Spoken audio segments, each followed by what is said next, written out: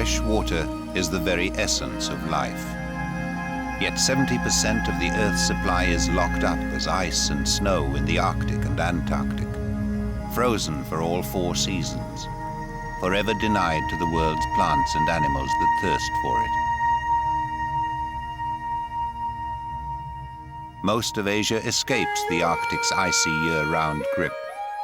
The fresh water imprisoned in winter is always released in spring. Over millions of years, the annual surge of melting ice and snow has shaped the land and nurtured life.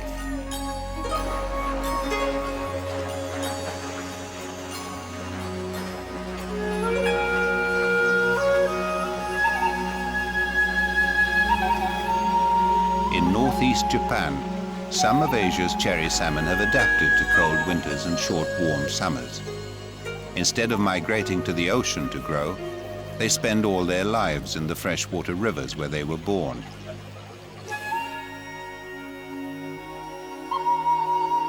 The cranes of Hokkaido also remain throughout the winter, finding the food they need amid the ice and snow.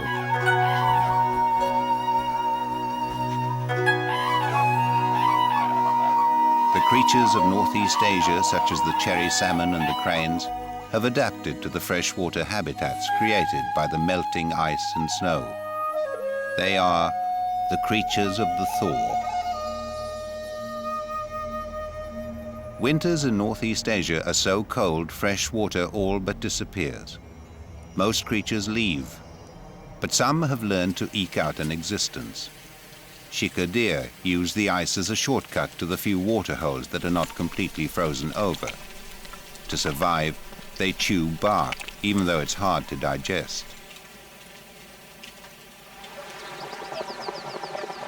The whooper swans have flown thousands of miles to escape an even harsher winter in Siberia. Where rivers still flow, life can survive the freeze. The swans look for havens where springs keep water ice-free and where they can feed on aquatic plants.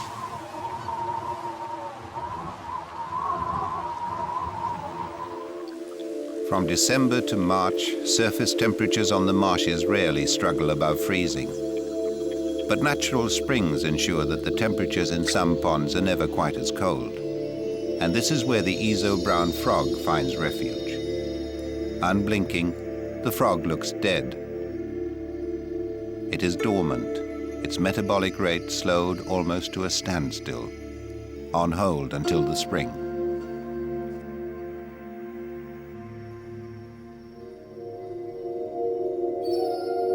The young cherry salmon spend their first winter in the headwaters near the mountain slopes, where the water flows too quickly to freeze. They can tolerate temperatures close to freezing, and like the frogs, they shut their systems down for winter, stirring occasionally for food. The Japanese call the young cherry salmon Yamame, which means beauty of the mountains. They're found only in the rivers of Japan and Northeast Asia.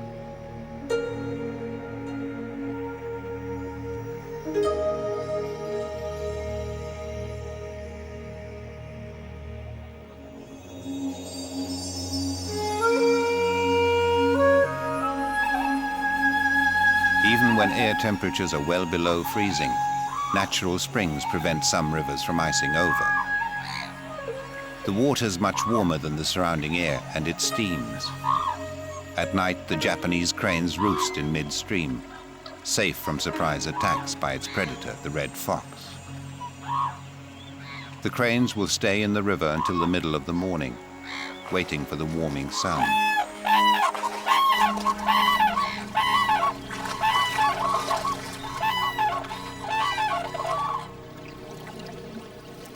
Upstream, some of the Yamame are beginning to stir. During their first winter, the Yamame appear identical. They have grown up to 8 or 9 inches long, and their flanks are now beautifully patterned. But depending on how much food they find in the river, and on the genetic structure each fish has inherited, they will grow to maturity in one of 2 remarkably different ways. For the moment, all the Yamame face a common enemy.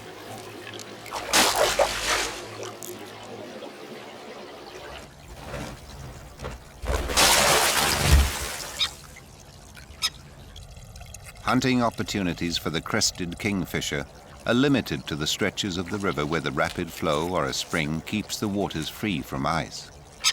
Yamame are a key part of their winter diet.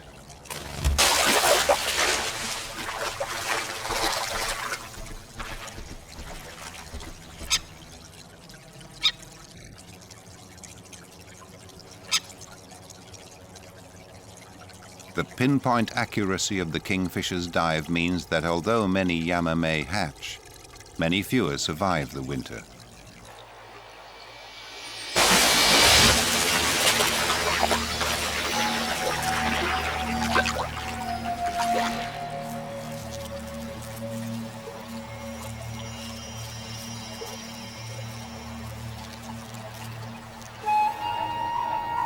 The cranes wait until the sun is well up before they leave the river.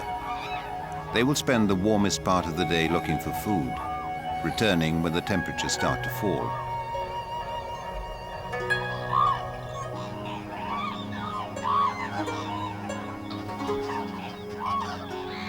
Their favorite winter feeding grounds are the farms near the river, where they may find beneath the snow stubble left from the autumn harvest. Kindly farmers also leave out food for them. Japanese cranes are an endangered species. There are only 700 in northern Japan, and a further 1,000 in parts of Russia and China. The people of Japan and China believe the cranes live for 1,000 years. The birds are icons, symbols of happiness and long life.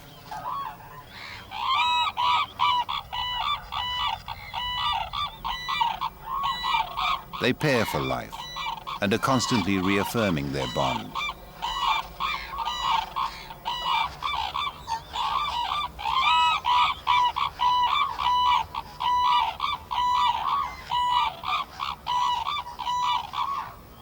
They begin their courtship rituals even before the breeding season begins, a tender two-step that heralds the coming of spring.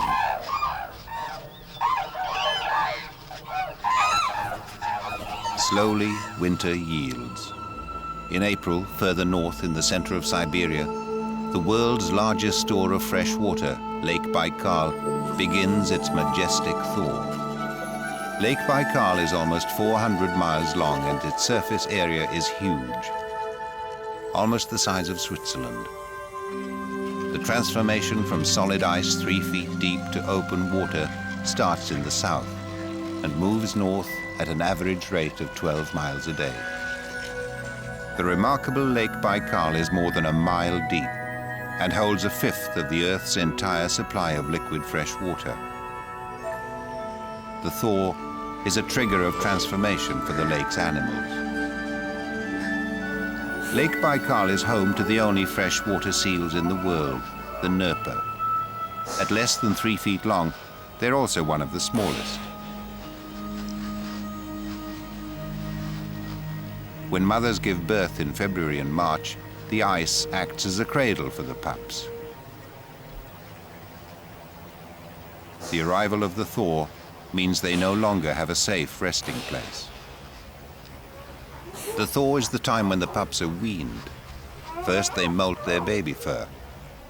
Then they start finding their own food in the lake's unusually clear waters.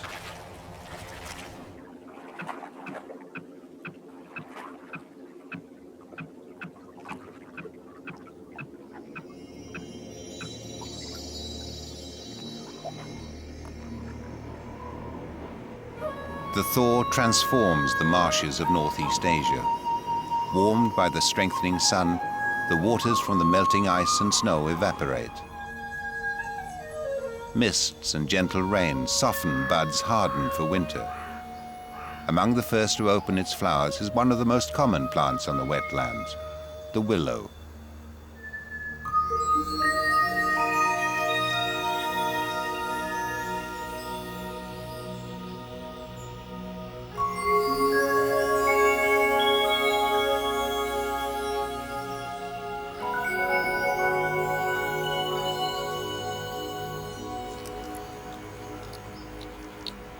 Over a few short weeks, the fresh water that has been locked up as ice and snow is released. The melting snow and spring rain fills the rivers to overflowing. The soil cannot absorb all the snow melt, and water floods across the marshlands.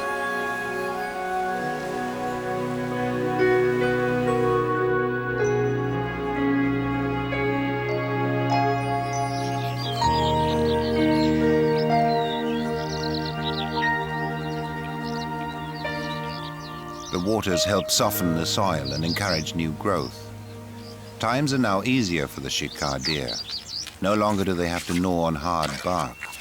Instead, they dig for roots in the yielding soil, and they'll feast on the spring growth.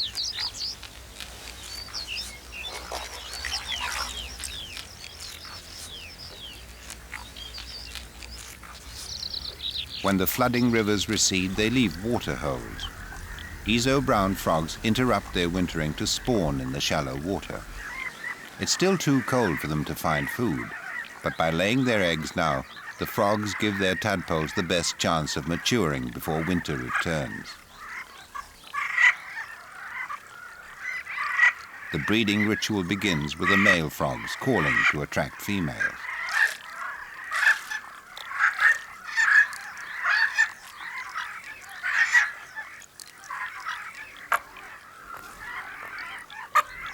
A successful coupling starts when the male grabs a female in a tight grip.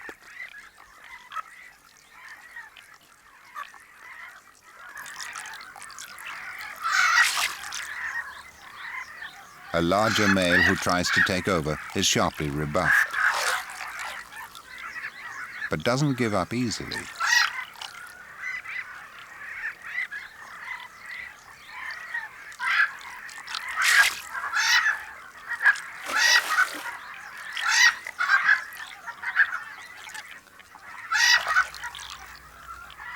The firm embrace of the male helps the female to release her eggs, and as they leave her body, he fertilizes them.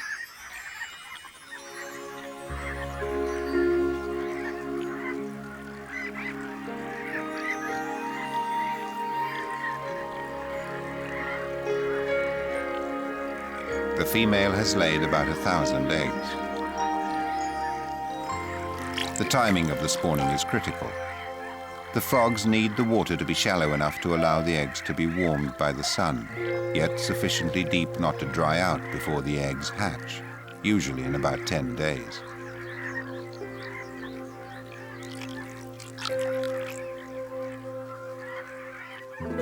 This breeding of the frogs in spring is crucial to other creatures.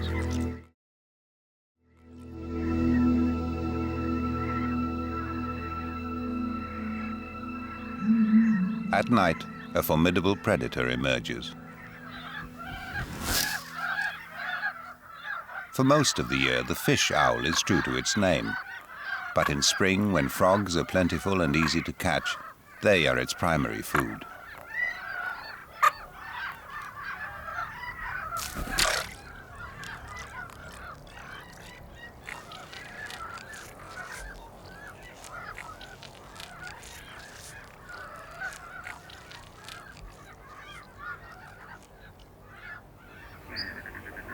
While temperatures remain low, there's not much else for the cranes to eat. Each bird weighs up to 20 pounds and needs a large amount of food just to keep going.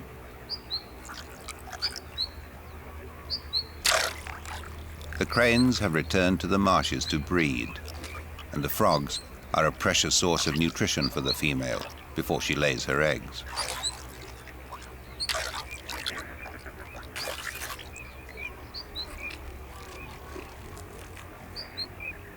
This pair have claimed a corner of the marshlands and prepared their nest from reeds.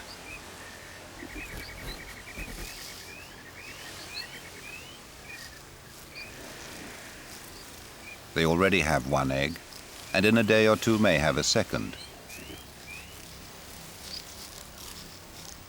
The eggs take about 30 days to incubate, and the male and female share the task. Though in most ways the cranes are supremely adapted to their wetland environment, their nests are vulnerable to rising water. To protect their eggs from the chilling floods that can follow heavy rains, they constantly build up the sides of their nests.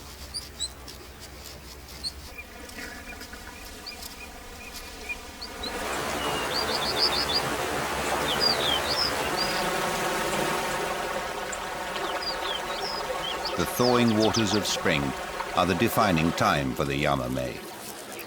There's not enough food in the river to support them all. The most powerful males occupy the best feeding territories, driving off all rivals.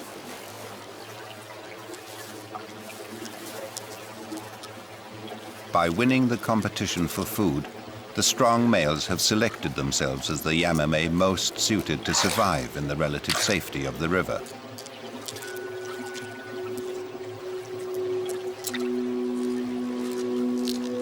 The best prospects for the other males and all the female Yamame will lie in heading downstream to the river mouth and growing to maturity at sea. During the 2 or 3 months it takes them to reach the coast, their physiology is transformed in preparation for their new life in salt water.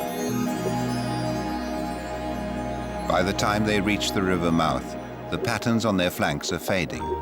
Their skin has turned to silver, and the tip of their dorsal fin turns black. The losers in the battle for survival in fresh water take their chances in the even more competitive saltwater environment. The dangers of the ocean will be much greater than those in the river, but so too will be the food resources. At the same time as the departing Yamame go to sea, the salmon who have survived 1 year at sea come back to the river to breed. The Japanese call the returning fish Sakura masu, or cherry salmon, after the cherry blossom which flowers in early spring.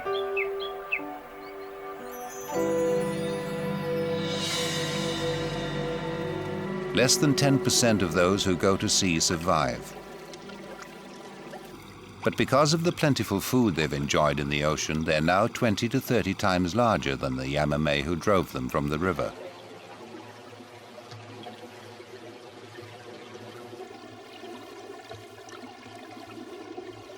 As the female cherry salmon return to fresh water, the parasite worms that have infested them at sea die, but battle scars from skirmishes with seals remain. There's no respite. For all the cherry salmon, the 3-month journey upstream to their birthplace will be fraught with dangers. Their first obstacle is perhaps the easiest. The brown bears are too clumsy and the cherry salmon far too nimble to make them an easy catch. The salmon head instinctively upriver, irresistibly drawn by the scent of the waters where they were born.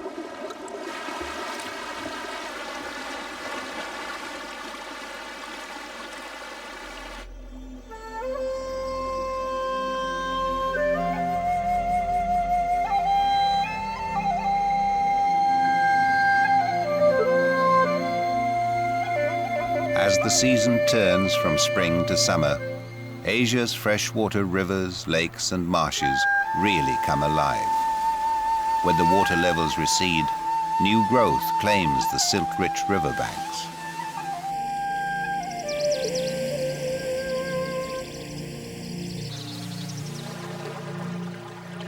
Each spring thaw leaves a legacy of new habitats, created from the silt and gravel swept downstream by the snow melt.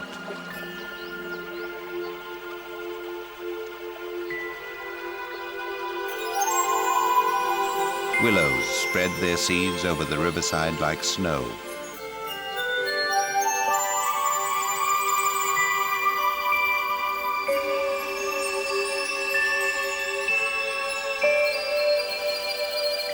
The rising temperatures and drying air open the hard seed pods.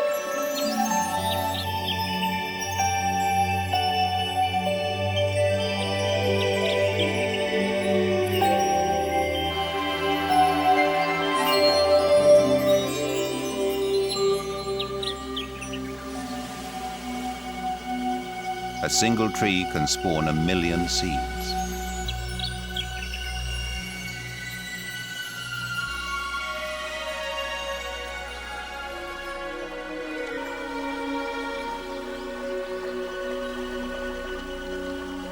Some will take a watery ride to new territories. Others will be blown as far as 30 miles away. Most will be lost forever. but some will settle on nearby muddy banks and bars of silt. The seeds take hold remarkably quickly, some sending out shoots within hours.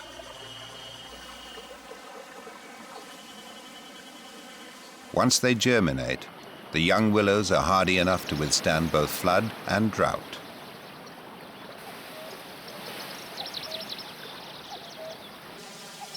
Their speedy germination and toughness allows willows to secure a foothold where other species can't. When the pioneering willows have stabilized the riverbank, other trees follow.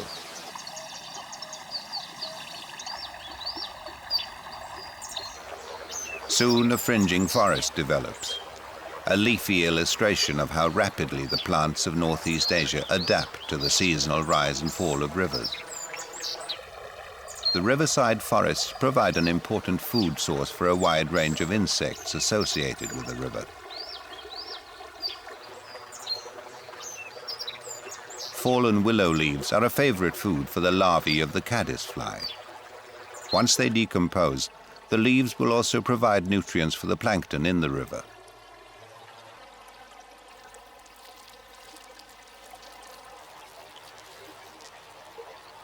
The larvae of the caddisfly, and adult insects returning to lay their eggs, are the main food of the male Yamame, who move to the best feeding stretches of the river as they await the return from the sea of the female cherry salmon.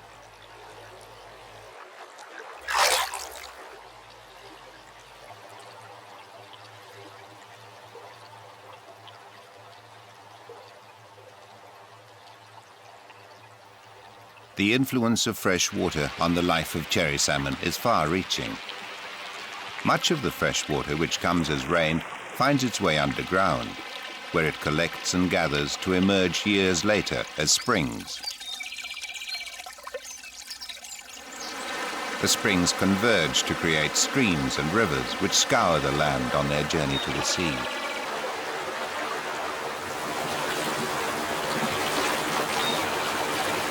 Where land still resists the river, there are waterfalls. These freshwater barriers play a key role in the natural selection of the salmon. They're hurdles the returning salmon must cross in order to breed. They will need to gather all their strength to make the leap of more than 6 feet.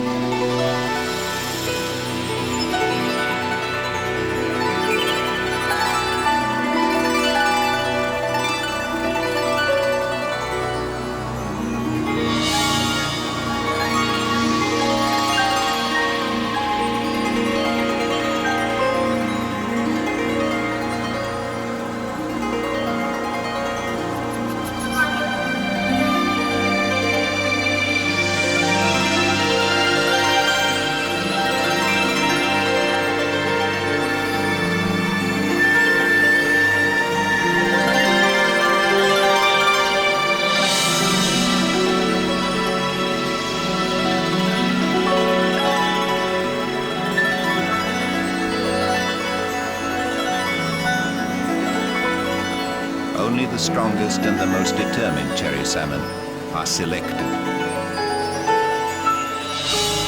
and continue the journey to the spawning ground.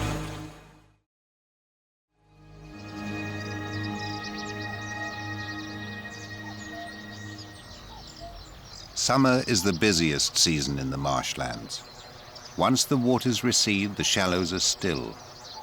In this calm, warm environment, plants and animals proliferate, packing their reproductive energy into the few months that are free from ice and snow.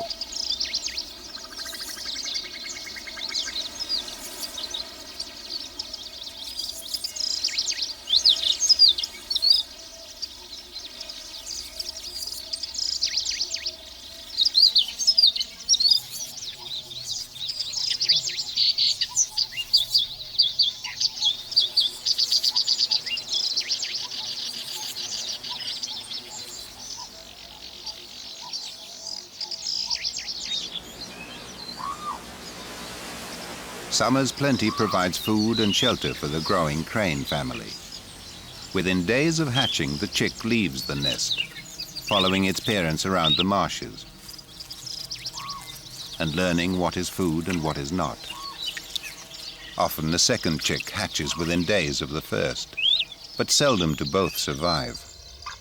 In daylight, eagles are always a threat. Parents warn their chicks to stay out of sight in the tall grass.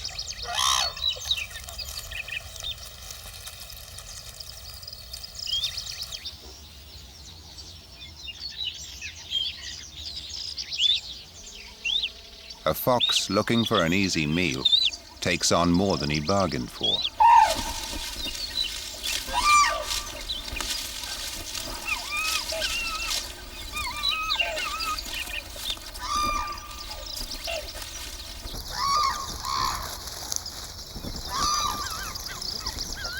The crane is one of the top predators on the marshlands, with a kick that can smash a fox's ribs and a beak that can kill. A more insidious danger is unseasonable weather. Even in June, temperatures can plummet.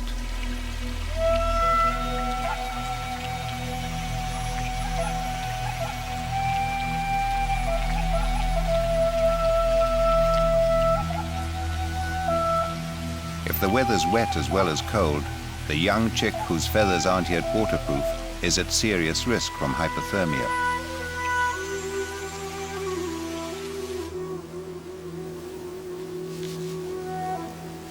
The safest strategy is to stay close to its parents. For the first month of its life, the chick will sleep under its parents' wings at night, when temperatures are low. Japanese cranes lavish extraordinary care on their young. The survival of every chick counts. With an abundance of summer food, the marshlands are, for the cranes, a great place to bring up chicks. In the myriad ponds and bogs, freshwater plants and fish flourish in a frenzy of growing and breeding.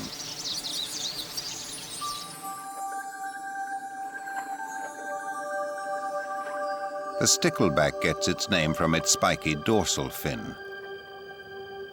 The male is the homemaker. He stakes out a territory and builds a nest of plant fiber around the stem of a reed. Building the nest is a day's work, but he constantly fusses over it.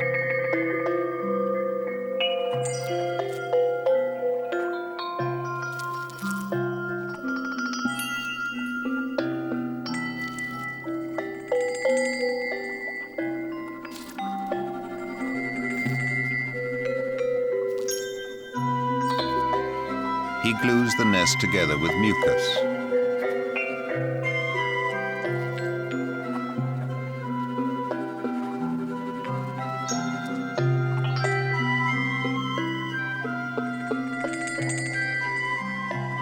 A female attracted to the nest carries out a careful inspection.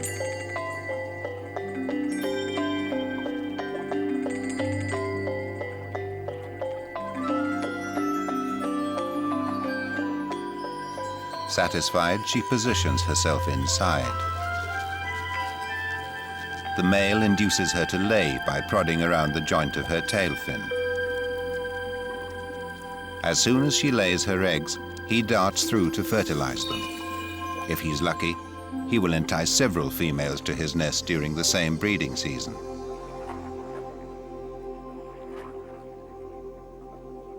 He looks after all of their eggs, cleaning them and driving a constant flow of oxygen-rich water through the nest by fanning with his fins.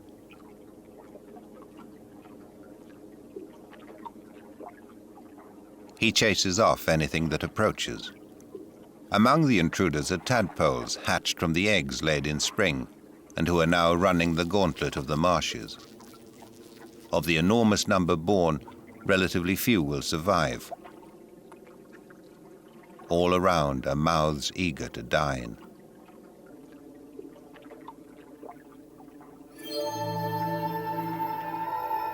The camouflage of the waiting water mantis is almost perfect.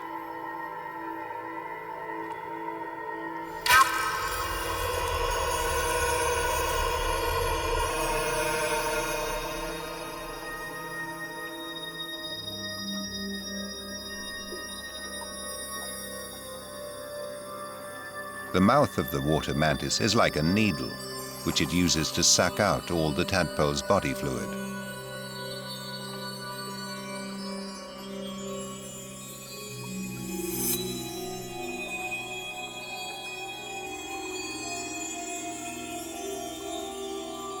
In the marshes, nothing goes to waste, and the discarded carcass will soon be devoured by scavengers like the water beetle. It carries its air supply from the surface as a bubble on the rear of its shell.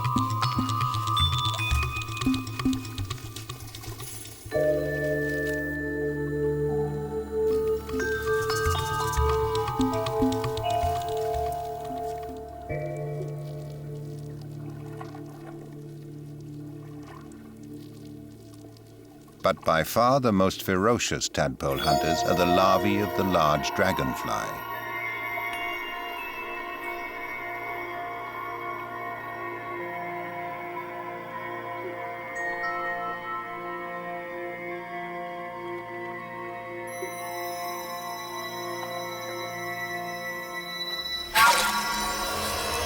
Victim number one was lucky to lose only its tail.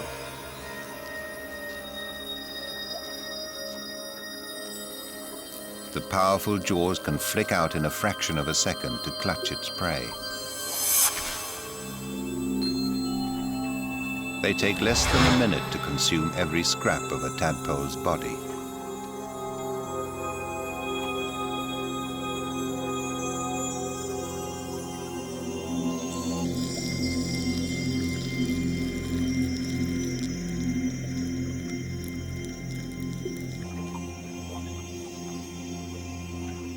But even the most dangerous insect hunter is helpless before the Japanese crane.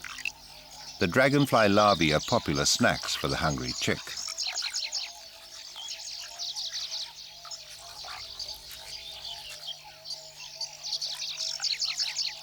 Though cranes do eat plants, in the breeding season they concentrate on finding animal matter for their chicks, mainly insects and small fish like goby and sticklebacks.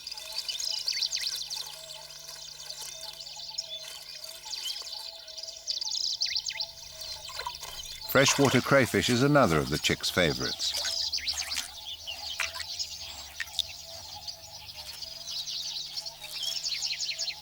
It just requires more preparation.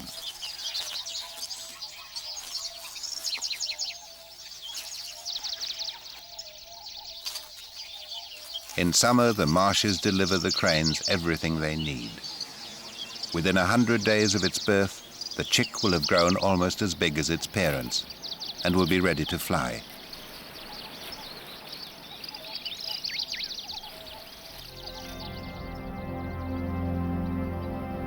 Land and water merge in the marshlands of Northeast Asia. Marshes are lakes that are in the process of being gradually filled in by the steady accumulation of silt.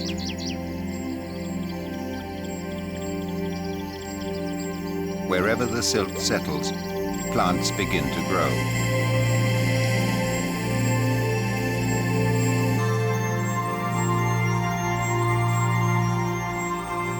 It's a pattern repeated throughout the region. As season follows seasons by a process known as succession, lakes become marsh-like, and marshes, in their turn, become land.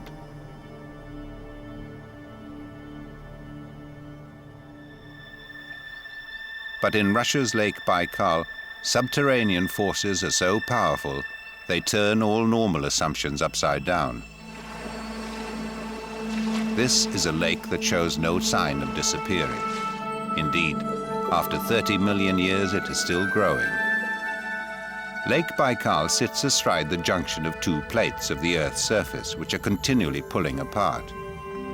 Though rivers and streams pour silt into Baikal, the ever-widening lake absorbs it.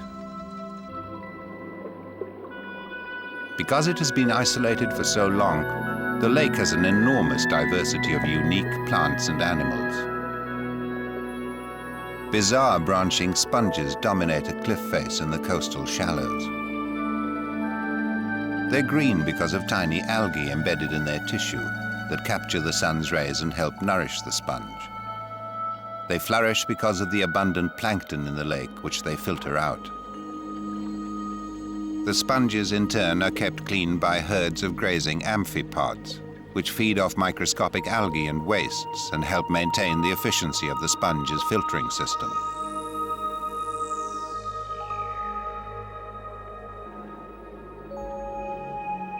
The lake also claims the world's only freshwater polychaete worm.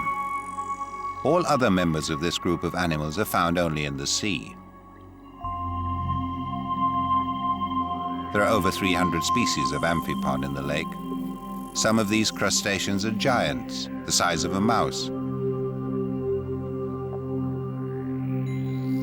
Males often carry females around with them until they're ready to mate. Of the 50 fish species unique to Lake Baikal, more than half belong to the sculpin family. The stone sculpin has a strategy of wait and pounce. The priority in summer is to produce offspring before the ice returns. The yellowfin sculpin spawn among the rocks of the warmer shallows.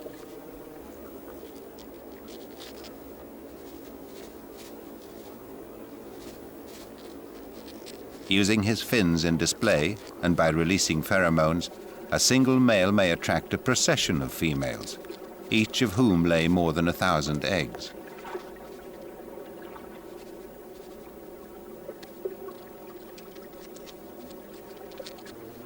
The male tends the eggs throughout the 3 weeks they take to hatch. Like the stickleback, he uses his fins to fan them clean and to flush them with fresh oxygenated water.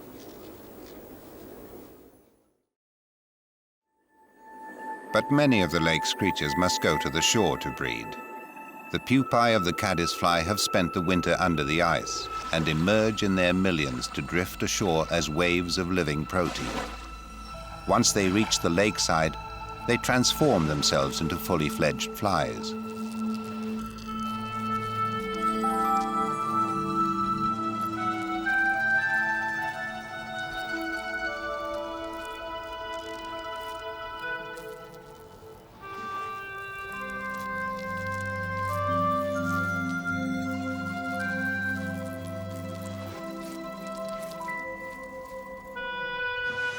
As adults, they don't eat and may live only a few days.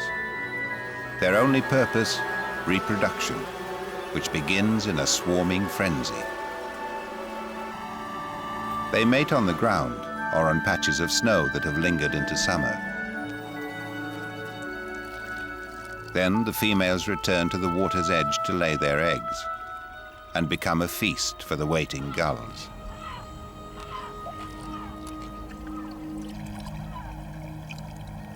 For the seals of Lake Baikal, summer means laying down fat before the ice returns.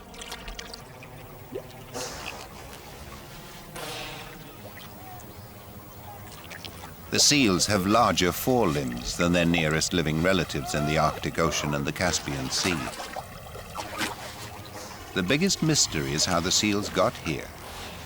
Some say they traveled from the sea up the Yenisei River 500,000 years ago. Others believe they made the journey even earlier, when the Arctic Ocean and Lake Baikal were much closer to each other.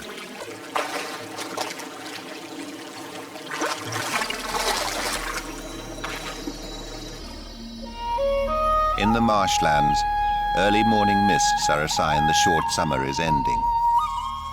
Already the leaves of some trees are changing color. After 3 months, the cherry salmon have nearly reached their spawning ground, and they're beginning to live up to their name. When they set out from the river mouth and swam past the cherry blossoms, they were silver. Now, as autumn comes, their bodies redden. The males shift into breeding gear. Their jaws elongate, curving to reveal ferocious teeth. The cherry salmon are living off their reserves, propelled by the overwhelming instinct to spawn. Heedless of all dangers, they continue their headlong rush day and night. For some, the journey could end early. Night is the time many predators prefer. In this world between the mountains and the sea, the fish owl reigns supreme.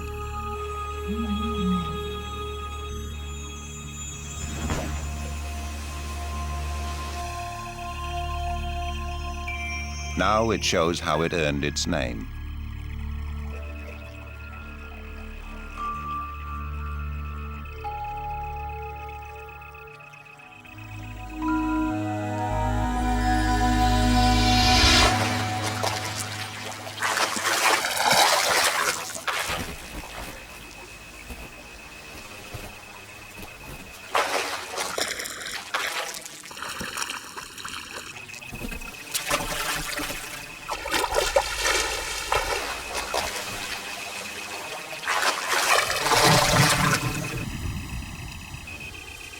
As a final test of their endurance, the salmon who've survived the hazards of the journey must snake their way through some of the river's shallowest stretches.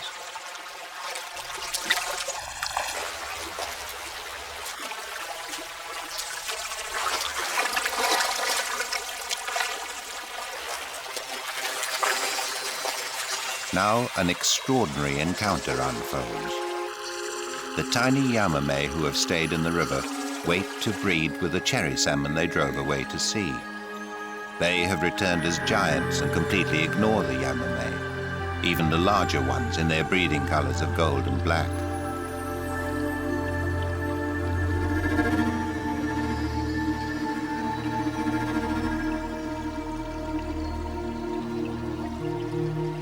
Spawning starts as soon as she scrapes a nest. Females may attract the attention of more than one large male. Even though they're exhausted from their long migration, their mating instincts drive them into a frenzy of combat.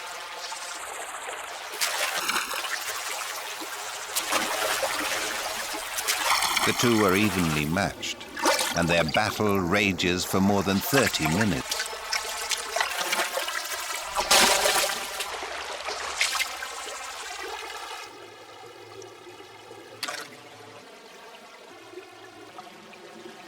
Eventually, the winner claims his female, but he must continue defending his right to fertilize her eggs.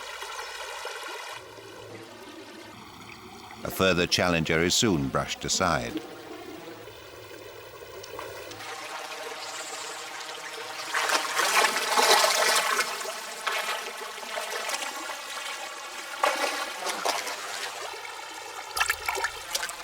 As the moment of spawning approaches, the male stimulates the female by vibrating against her.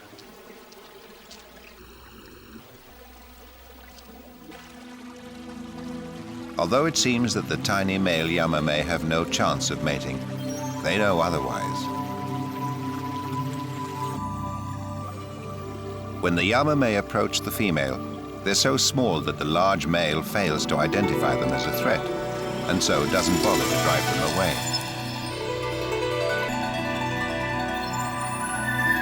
Although the Yamame are too small for him to fight, their sperm are still effective.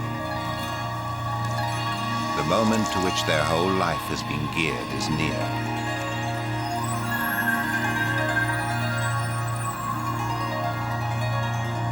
Immediately the female releases her eggs, the Yamame rushes to fertilize them.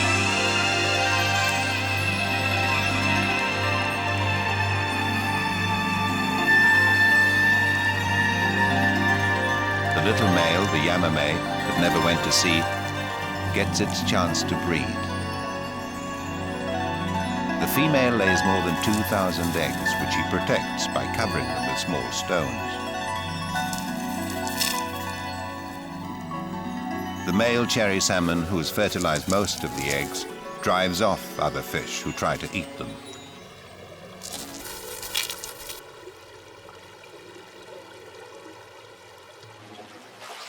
Throughout the 2 weeks of spawning, the same ritual is played out day after day in hundreds of home streams. The Yamame's sneaky strategy for spawning gives them a chance, despite their small size, of leaving offspring and passing on their genes. They fertilize fewer eggs than the cherry salmon. but their living is easier, and they enjoy the same lifespan.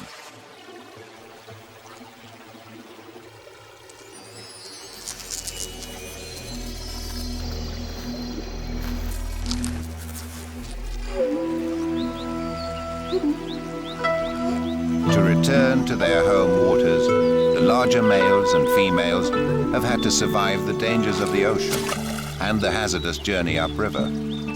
Once they arrive, they have only one chance to mate, and once that chance has passed, like other Pacific salmon, they die.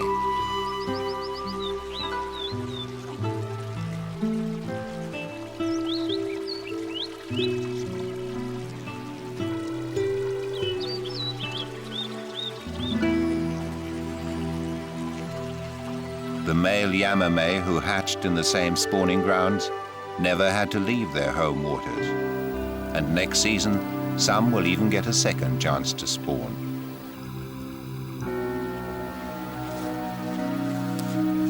In death, the cherry salmon completes another cycle, delivering the bounty of the sea to the freshwater.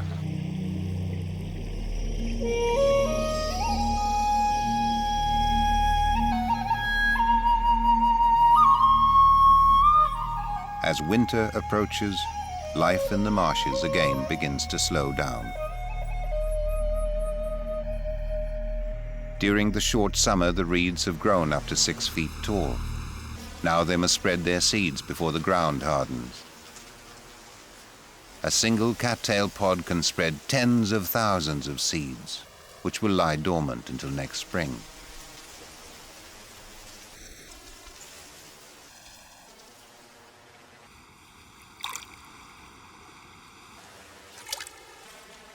The frogs that have grown from tadpoles are preparing for their first winter. It'll be a further 2 seasons before they can lay eggs.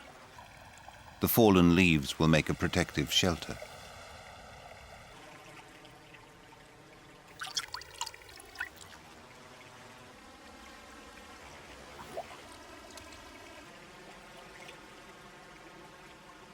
Falling temperatures and chilling wind and rain cool the shallow waters of the marsh, and insects are now scarce.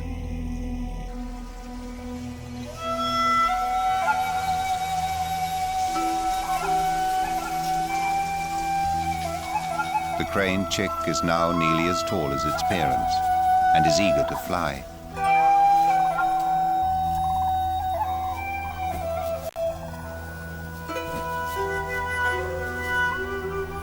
It's becoming hard to find food on the marshes. Unless the cranes move soon, the chick won't survive.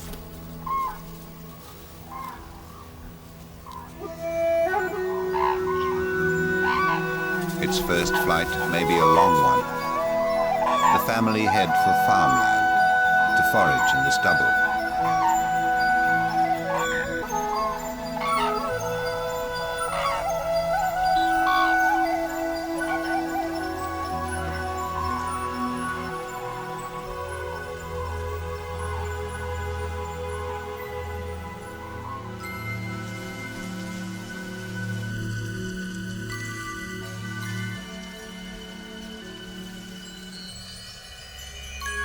In the rivers, fresh water is returning to ice.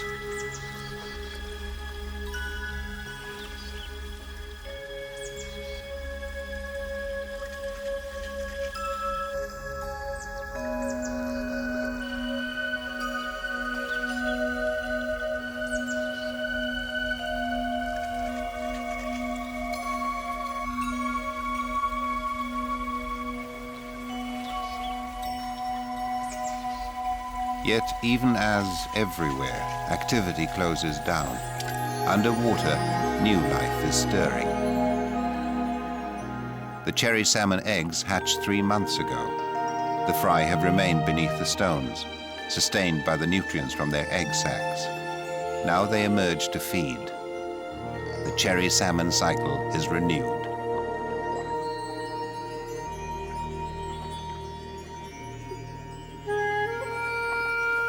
As snowflakes begin to fall, the cranes renew the courtship calls which season after season underpin their pairing and strengthen their bonds. Although the harsh, freezing winters of Northeast Asia challenge all freshwater life, snow brings the promise of water to come.